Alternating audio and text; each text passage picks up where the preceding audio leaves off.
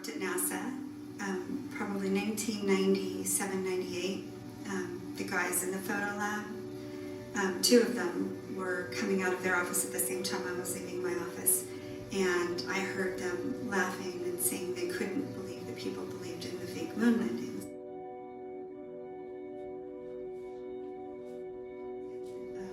2007, one of the guys I worked with at Lockheed Martin told me that the Earth was flat.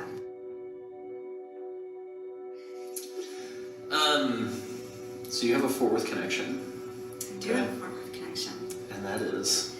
I worked for Lockheed Martin in White Settlement, which is Fort Worth, Texas, for a period of time. That was not one of my fun positions. That was strictly business, financial business stuff. Gotcha. Just wanted to bring it up because we are Flat Earth and we're in Fort Worth. So Right.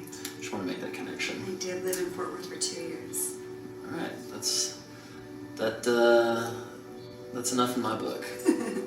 Okay, so talk a little about how you came to work at NASA, your credentials, and your role while you were there. It's a big question. Okay, so back in the early 90s, I was a college student and was working at the Air Force Base, Edwards Air Force Base. Some of the folks that I worked with suggested that I apply for a position at NASA because I was going to an IT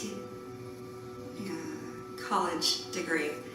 And so I did. I found in the base paper they had a bunch of positions posted for women, mostly women for some reason, which is interesting. Back in the 1990s, they were pushing that.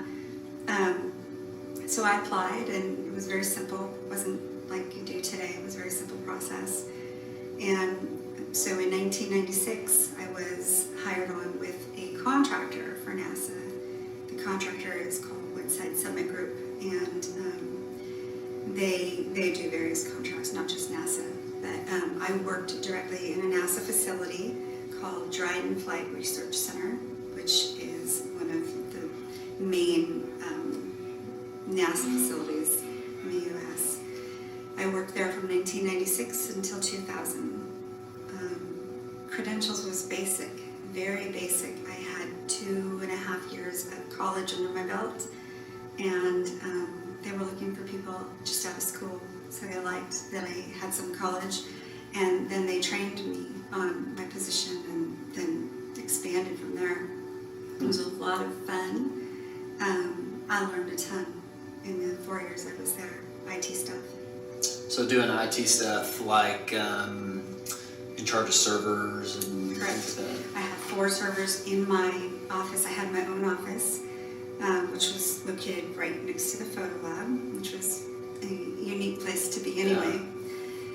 Yeah. So I had 4 servers. My servers were the backup servers for all the computers at the facility. Okay. The entire facility? The entire Dryden facility. Gotcha. Did all the backups. It would rotate through computers each night. Mm-hmm. Okay. What kind of degree did you get? It's or what did you study? business IT. Okay. Mm-hmm. Gotcha.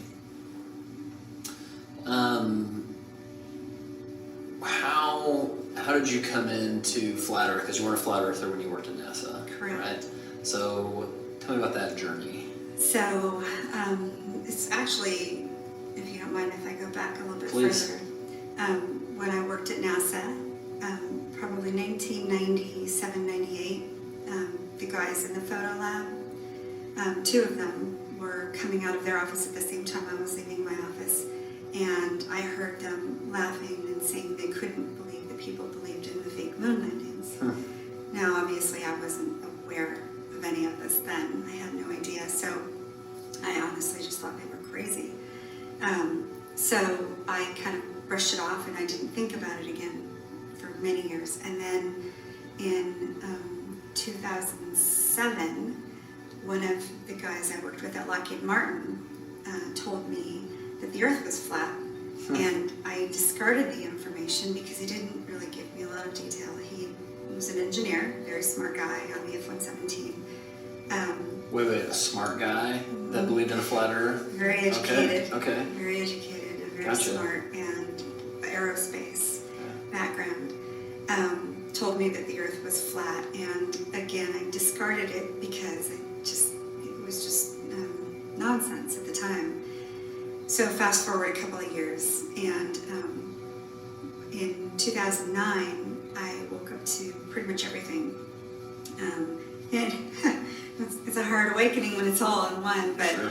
fake moon landings, 9/11 inside job, chemtrails, HARP, and you just fill in the blanks from there. I started to research like crazy. So from 2009 until May of 2016, I was just researching, studying. I worked for the government until 2012. So NASA, then Air Force, then Lockheed, not necessarily in that order. But in May of 2016, I was doing my research, and I ran across a video that said 75 biblical proofs of flat Earth. And I was intrigued, having had it sort of in my face a couple of times and knowing the moon landings were faked. So I watched it, and my life hasn't been the same since that moment. Yeah. So, so your background, I mean, you're a Christian, right? Or you believe in the Bible? I do believe in the Okay. Bible. Because I lately I've found that Christian just means you take the scientific worldview and project it back on the Bible. But if you actually believe in the Bible, that's a different story, Correct. right? If you believe in a literal biblical account. The geocentric. Right, you had a Yes. geocentric account. Yes. So in that process, was there one verse that like really jumped out at you, or just kind of like hit you for the first time again, you know, when you reread it from a flat Earth perspective? So what I did was the book of Genesis, chapter 1. I went through the entire chapter for about 3 hours and went verse by verse, because that's the account of creation. And so when you look at it with an open mind and believing in a literal Bible, which I do, then you stop and you take account of each verse. And when you do that and you go through the entire chapter, then suddenly you can see creation in a different light. It's never taught to us that way. So to read it with a different mindset, an open mind, then the entire chapter basically tells you how God put Earth together. It's like a terrarium, Sure. kind of. Yeah, I mean, my whole deal is, one, if you can even get past the idea of a firmament with waters above and waters below, but the fact that God created the earth first, and then he created the sun, you know, and so what was the earth rotating around for 3 days until the sun was created? And I've come to the conclusion that if that is true, it was rotating around Chuck Norris. It's probably, I can't come up with any other solution. Who's an Illuminati show, by the way? Chuck Norris is. Is that right? Yeah, I mean, I'm I just need kidding to though. research that one. Joke. I don't want him coming after me. Yeah. So, tell me a little bit about the work environment at NASA. You know, yeah, just kind of elaborate on atmosphere. Do people like each other? Yeah, You know? great atmosphere. I actually miss it. I have dreams about working there still. So as bizarre as that sounds, I miss the entire, everything. The people, the facility, the things that we did. It was a very important role. I was part of Y2K. Y2K was this big, you know, false flag, basically. Right. But, you know, you feel important, you feel good. Everybody there was on the same team. You really felt like a team member, and we had a lot of fun. We had events. We had a lot of food, catered events, and I don't know. It was just unique. I was friends with a lot of pilots. You know, who can say that they worked alongside an SR-71 pilot? Yeah, Maverick and Goose, right? Yeah. Awesome. So you talked a little bit about the photographer story, and the moon landing it's a conspiracy. You can be a non-flat earth, you can be a ball earther and not believe we went to the moon. In fact, one of the guys on the show, his name's Chad. I mean, I wouldn't call him a flat earther, but he does not believe we went to the moon. I mean, he thinks it looks ridiculous. Good. And so I'm curious, back when you heard them say that, did it touch any points where you had said, oh yeah, I've heard people that say they didn't think we went to the moon, or was that kind of the first time you'd heard that idea? That was the first time, and to be honest with you, I didn't take it seriously in any aspect. I supported NASA. I supported what they did. And I think the majority of people who work for NASA really enjoy what they do and support what they do. You wouldn't question it. You wouldn't. So for the photographers to say something like that is a little weird, right? Well, a few months ago I realized that when I got my tours through the photo lab, there were no pictures of space. They were all jets. So the photo lab has a lot of photos, but none of space. Wow. Yeah. So brings me to my next question. I've heard you mention how you've met Matt Powerland before, or Matt Boylan, Yes. who claims, I have no reason not to believe him, claims that he was a photorealist painter for NASA. And did you know of any other quote-unquote painters that were there while you were there? I did not. In fact, I knew we had painters because when you walked into the main building where I worked, I think it was building 1600, in that foyer we had a beautiful painting of the globe that we knew was a painting because they made a big deal out of it and presented it and gave it to us in our building. And so I knew there were painters, but I just thought it was painting. I never put two and two together. Yeah, I mean, he's become famous for saying photo or painting, right? Right. So, I mean, it seems to me that probably 95% of people work at NASA and don't even know there's a debate about the shape of the Earth. That's right. If I had to guess based on what I know now and what I knew then, you wouldn't question it. It's not something you'd even think about. Right. Yeah, and so to me, I mean, even there would have to be a percentage that knew they were hiding something, but they don't even have to know that that's what they're hiding, right? I mean, for all they know, an astronaut, for example, could be told, hey, we're not sending you up because we're saving money and we're using it for anti-terrorism. Absolutely. Everything is parceled. Everything is compartmentalized. You have a specific need to know. And that's true with NASA, Air Force, Lockheed, every government position I've had. It was always need to know, and so you don't really ask outside of the parameter of your position. It's kind of a no-no. It's kind of you just know not to. Yeah, and if you do ask and you're told something, then you're responsible for it, right? And anybody who knows something and they tell you, then they're in deep water because you're only allowed to speak about what you're allowed to speak about. So my badge would have colors on it, and those colors dictate what areas I'm allowed to go into, what my need to know is. And so everybody has specific things on their badge. So if you're talking about your program and you're talking to someone whose badge clearly doesn't show that they're briefed in that program, then you're going to get in trouble for speaking about it. And so from what I understand, there were some things that you were briefed in on, which you weren't allowed to speak on, which you've never spoken on. Correct. Because of your duty. So give me an idea on like 1 to 10 from your point of view, what your clearance level was, and then relate that to maybe the percentage of the facility you were even allowed to go into. Or would it be even hard to even speculate on that? So I worked on something called a black project. When you work on a black project, it doesn't exist. And that's pretty much my going away placard from the F-117 program, and I went into the black program, it says, be a light on the dark side. The reason it says that is because I was going into a black program.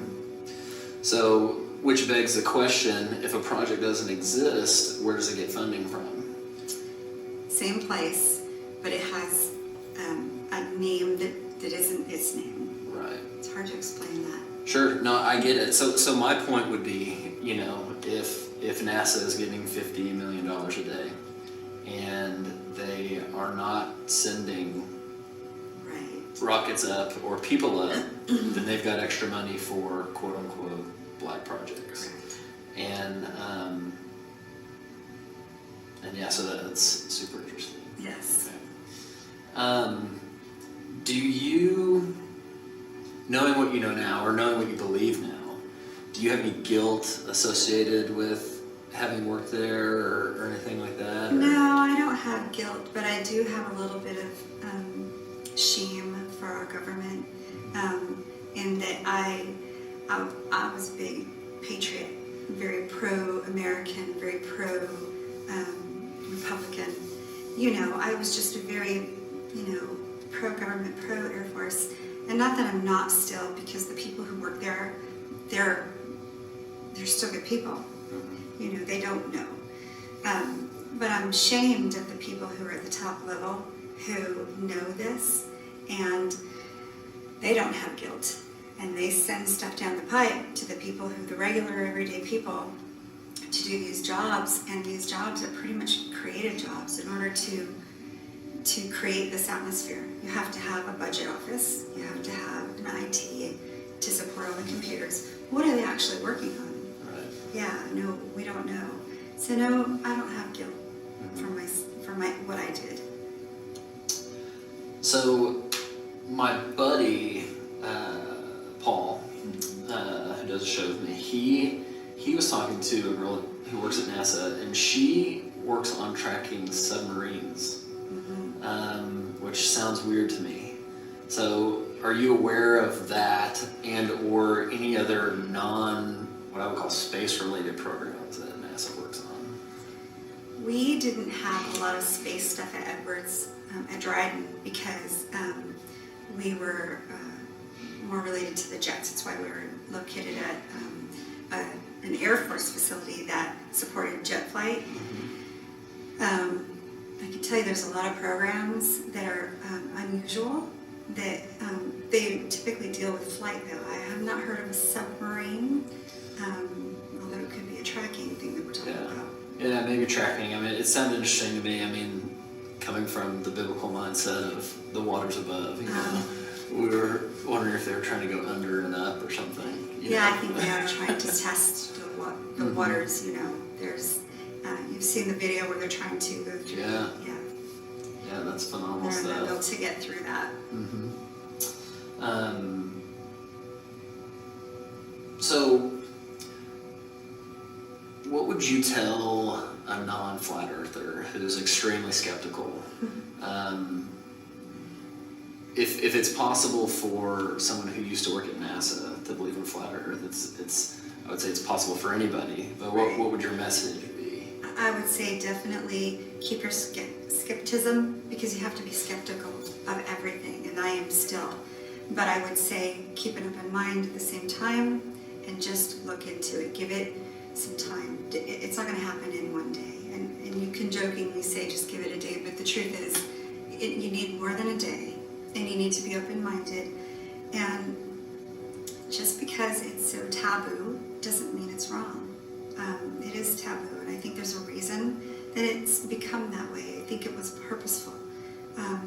Anyone who says the earth is flat is crazy. Well, I'm not crazy. I hold a clearance, and so I can tell you I'm not crazy, and the people that I've met who are flat earthers are not crazy. What's crazy is not being willing to look at something that's unusual without, and don't put it aside without looking into it. Just look at it. So what would you tell other NASA or ex-NASA or government employees that maybe have a weird sense of something that might be going on, or? If I was still working, I would be very quiet because of my career. So I get it, and that's the truth. It doesn't mean you have to come out publicly to look into it. It just means you look into it and decide for yourself.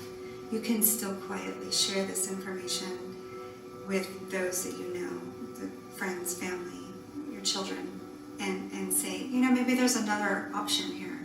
Maybe this ball, this globe, is a theory, and we don't maybe have enough fact to back up the theory as fact, because we don't.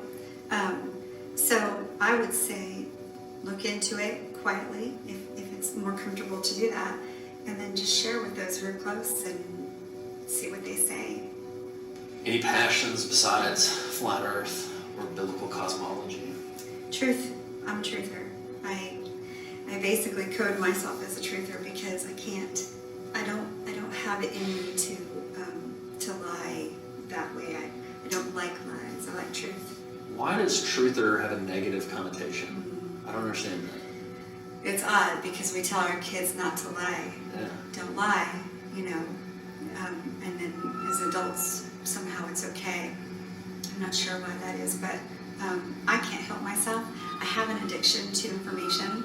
It's kind of a weird thing, but I have an addiction to information and I can't get enough. So I'm always researching. I'm always trying to fill my mind up with more truth and not junk. I'm very careful about what I allow into my mind. Gotcha. Hoping the beep beep of the truck there. Those are all my questions. I'm going to say something.